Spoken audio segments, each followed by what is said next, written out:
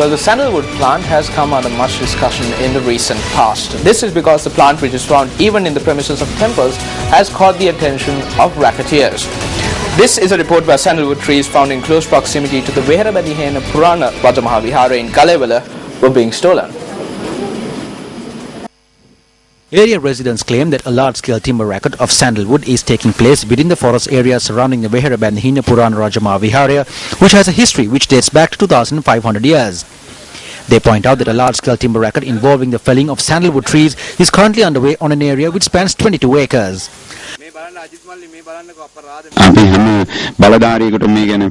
We have notified every official on this matter, but it has fallen onto deaf ears.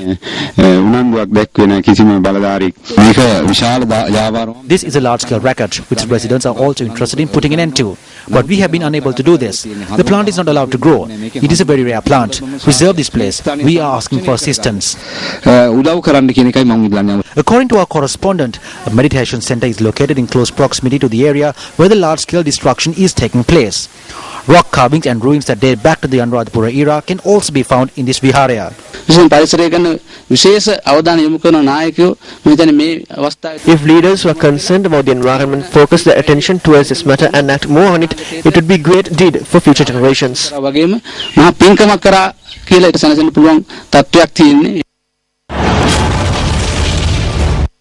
racket involving the destruction of timber which should be protected. Racket involving the felling of kumbuk trees in the Ampara Canal Reserve. Destruction of Wallapatta in Adams Peak Reserve. Large-scale sandalwood racket in the Valimada area. Timber warehouse and sawmill discovered within the Knuckles Reserve. Today, sandalwood racket in Galevala. The racketeers involved should be brought before the book or catch the people who are trading this timber. For your attention. The political stage is heating up ahead of the UWA Provincial Council polls. Let's now take a look at some of the views expressed on the political platform on the battle for the UWA province.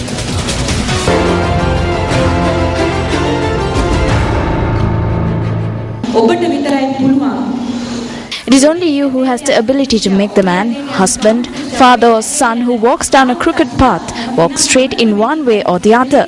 Likewise, it is only you who can straighten up this country.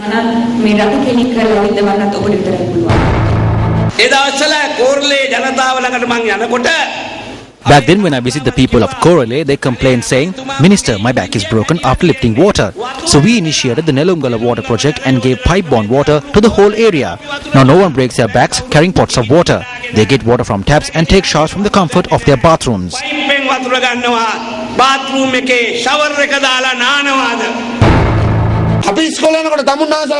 When we were back in school and asked our elders what sort of goods did the country send overseas, the answer was tea, coconuts and rubber. But what do we send today? Mothers, brothers and sisters. Amma, akka, nangi, lakunu siyai, pass. Who generates a majority of our national income? Who generates the most foreign exchange? Our mothers, brothers and sisters. Wives are the rulers of the house. It is the same for us. We do all our work here, but once we go home, she is the boss. The army commander is the commander for the entire country. But once he is home, his wife becomes his commander. All of these people are afraid of their wives.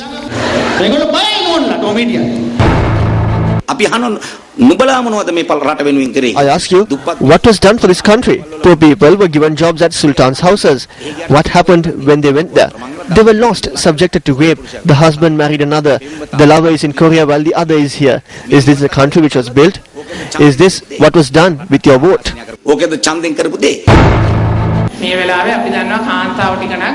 At this point of time, it is a fact that women will not leave this party or its ministers. They could step onto the streets without any fear. The media may say various things, but you have to choose what you believe.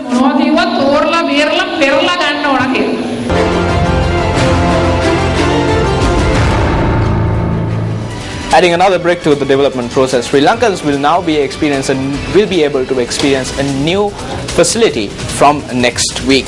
The floating market, which is located in Bastion Mao, the Peta, is due to be vested in the public on Monday.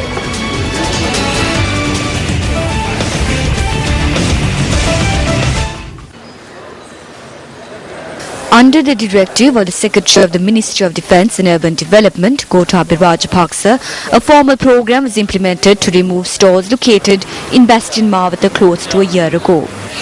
Thereafter, the Urban Development Authority commenced construction work on the floating market. The main objective of this project is to create a city that will attract tourists and is part of the Colombo City Beautification Project. Over 92 stalls have been established within the floating market to accommodate local vendors. The floating market will consist of a number of tourist attractions, including restaurants. The public will be granted the opportunity to be a part of the opening of Sri Lanka's first ever floating market this Monday.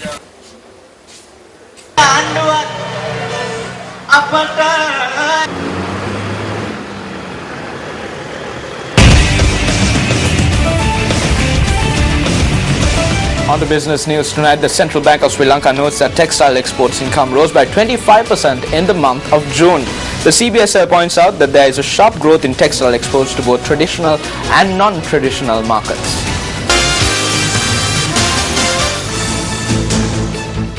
Textiles and garments accounted for 45% of Sri Lankan exports during the month of June, and according to the central bank, it contributed to the increase in overall export income by 50%. The CBSL notes that textile exports in the month of June brought in $446 million in revenue, showed a 25% increase in comparison to the revenue generated in June 2013. CBSL statistics shows that textile exports to Europe and USA, which are traditional export markets, grew by 3% and 12% respectively. Textile exports to non-traditional markets have grown by 44%. During the first 6 months of this year, the textiles and garments industry has generated an export income of $2,413 million and has recorded a 20% growth in comparison to the same period last year. Well, today marks day 6 of the Shakti Zone in Nallur, Jaffna, which is being jointly organized by Shakti TV, Shakti FM and Newsfirst. The zone was declared open today by parliamentarian Jayashree Ranga. Parliamentarian Jayashree Ranga, who declared open the Shakti Zone in Nallur, Jaffna, engaged in special religious observances at the location.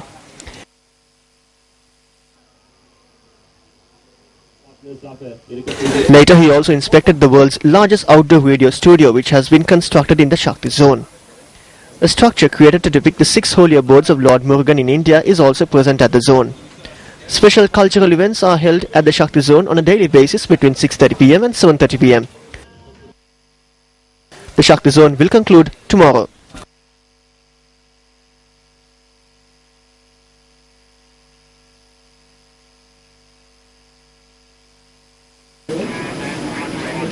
The 28th phase of the U-Reporter workshops was held in Colombo today at the auditorium of the Capital Maharaja organization. Now, the island-wide network of U-Reporters contributes instant reports to the news desk in line with the concept of U-Report.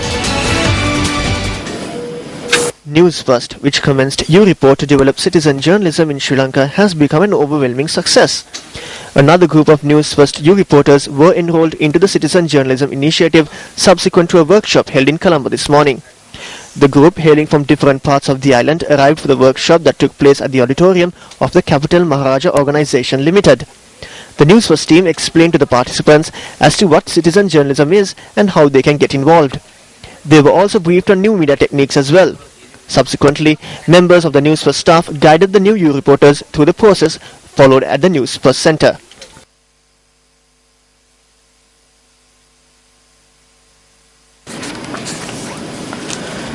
Dhananjay Hettiarachchi, a Sri Lankan speaker and trainer, became the first Asian to win the 2014 Toastmasters International Convention in its 75-year-long history. Now, the convention was held in Kuala Lumpur, Malaysia, and witnessed the participation of over 16,000 contingents from across the world. At the end of the year, Anton comes up to me and says, "Son, I've taught you everything I need to teach you. Now it's time for you to go." Dhananjay Hettiarachchi, who was ranked among the top 100 speakers in the world in 2011-2012, was crowned the world champion of public speaking after 3 years of rigorous training. The final speech he recited before an audience who gathered across the world dubbed "I See Something" won him the award this year. This is not Dhananjay's first international award in public speaking. He first got a taste of victory when he won the first international tape speech contest in 2006. He is also a Toastmaster Hall of Fame inductee and a semi-finalist at the World Championship of Public Speaking in 2011. I feel absolutely elated. It's been 10 years of contesting. Close to 30,000 participants take part in this every year, and it's like the speech Olympics. And to win that, you need to be judged by judges from across the globe, different countries, and for them to unanimously or whatever, marking is number one. That's an amazing business. Toastmasters has been in the world for I think over 80 years, right? And this is the 76th year in the World Championship of Public Speaking. And it is the first time in the 75-year history that an Asian has won the World Championship. That's crazy. So it sets the trend that though our first language, English is not our first language, it's not our second language, it's a third language. If you put your mind to it, you can achieve wonders. I mean, my hometown is Corona, and Mathugam, I was born in more earlier. And here I am, the world champion of public speaking.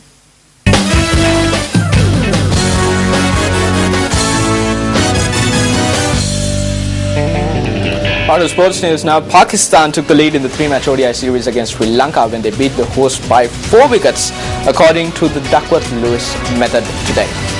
The game, which was played at the Mahinda Rajapaksa International Cricket Stadium in Hambantota, was reduced to 45 overs per innings by the umpires after the match was hampered by rain. Being put into bat first, the Lankans were in a spot of bother during the initial stages of their innings, losing 4 wickets with a score on 75. Deceptive at times. Runs behind square for at least 3, surely. Oh, it's a huge appeal. Oh, he's gone. Mahela Jayawardene scored 6 for 3 and went on to record his 73rd ODI half-century, while skipper Angelo Matthews scored his 21st ODI half-century but was dismissed in his 80s yet again. Sri Lanka posted a challenging target of 275 for the loss of 7 wickets at the end of their innings. Of the value he brings into the side, Mahela Jayawardene, and this is why he need to be part of the Sri Lankan unit. Now this is a good shot by Matthews, very good shot indeed. It's gone all the way for 6, and he reaches his 15 style over extra cover. 103, can you believe it? The Lankan bowling attack started strong and claimed 5 Pakistani wickets with a total on 106, which seemed like an easy win for the hosts. However, a 147-run partnership for the 6th wicket between Fawad Alam and Shoaib Maqsood shattered the Lankan hopes. Fawad Alam scored 62 for his 6th ODI half-century, while Shoaib Maqsood was unbeaten on 89 for his 4th ODI half-century. The match went down to the wire as Shahid Afridi managed to squeeze a boundary through the covers for the last 2 runs of the final 2 deliveries of the game. Well, the second ODI between Sri Lanka and Pakistan has been moved to Hambantota and brought forward to the 26th of August as the outfield of the R. Premadasa Stadium was waterlogged by 48 hours of continuous heavy rain. Now, Sri Lanka Cricket said that the decision was made as more bad weather is expected in Colombo over the next few days, making a recovery unlikable for the ground as well as putting play in doubt for the match.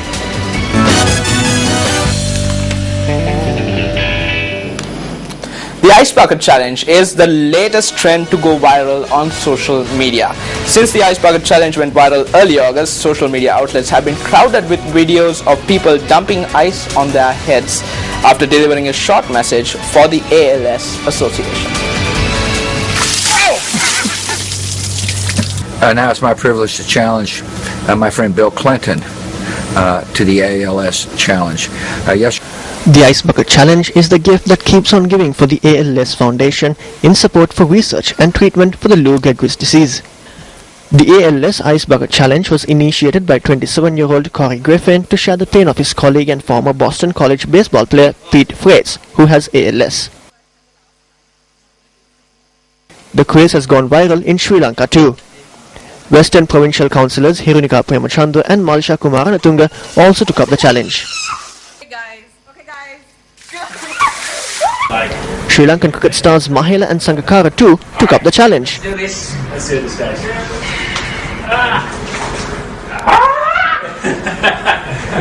Okay, wait, ready? Let's go. Go, go, go. Go.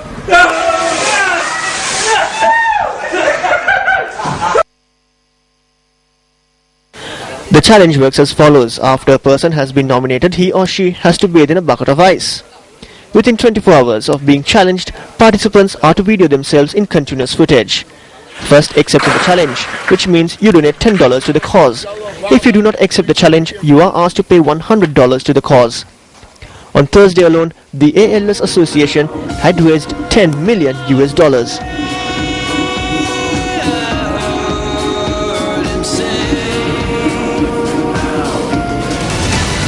Well, that's a wrap of primetime news for tonight. For the Newsfirst team, I'm Ramesh Irugal Bandara. Good night.